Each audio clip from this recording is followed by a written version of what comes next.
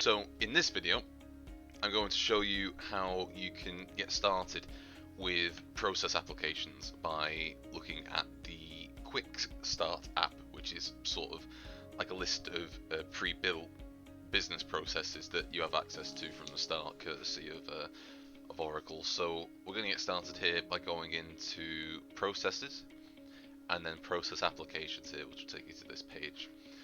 And then we're going to go ahead and create a new process application, and we're going to create a QuickStart application. And this is going to take a few seconds. You can of course make your own processes. You can make your own process applications right away, right from the start, if you know what you're doing.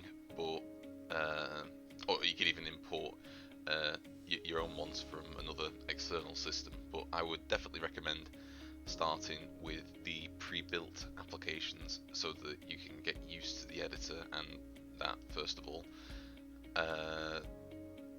And you can also edit these. So all of these are pre-built QuickStart sample processes, but you can go through and edit these as you like. So you can use them sort of like as a skeleton process and add your own customizations to it after the fact. So we're going to do a travel approval application here, and we're just going to call it test travel for now. And you know me, I don't do descriptions. You should do descriptions, but I'm not going to for this one because I'm lazy. Right, we will create a new application. It'll take a minute to load up here, and this is the first window. So we have our new app here through QuickStart, and it's actually ready to be activated straight away, right here, right now. But we'll have a little look at the configure options first, just so that we know where everything is. So we'll click on configure, and we can see this will take us to the task list.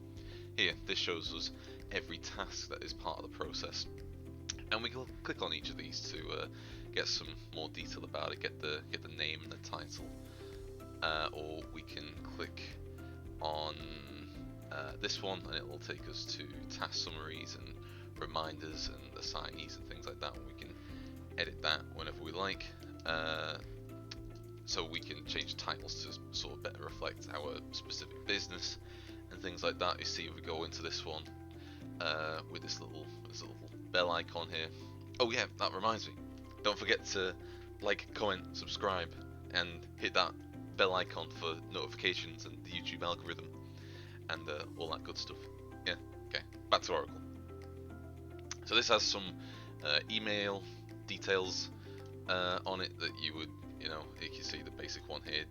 Dear first name, your travel has been approved, you can book your travel now, sort of thing. So that's what the travel process would be. Is like you send the email back to the employee saying that the manager or the line manager or whoever has approved their request.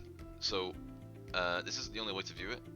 If we go ahead and click on switch to application view here and then enter the process, it will go ahead and take us into a more visual representation of what's going on in the process here, and we can click on these little boxes to get more details about them as before. So we go into the improve request box. It opens up all the details about it. We can have a look at the titles and the task summary. We can set reminders if they're, if we need to send reminders to the manager who needs to approve these requests. All that good stuff. You can add your own things to these processes as well, so you can add in your own events, you can add your own integrations or some human interactions and stuff like that. And once we've finished adding all the things that we need to do, we can test our application, our process up here, and you can see that we haven't actually changed anything, so this is just still out of the box. So we should expect this to be successful, and it is. There's no problems there. And then it's just a case of activating the new process, and you're ready to go. So there it is. Activate new. We can do activate new version, and this will take us through to this menu.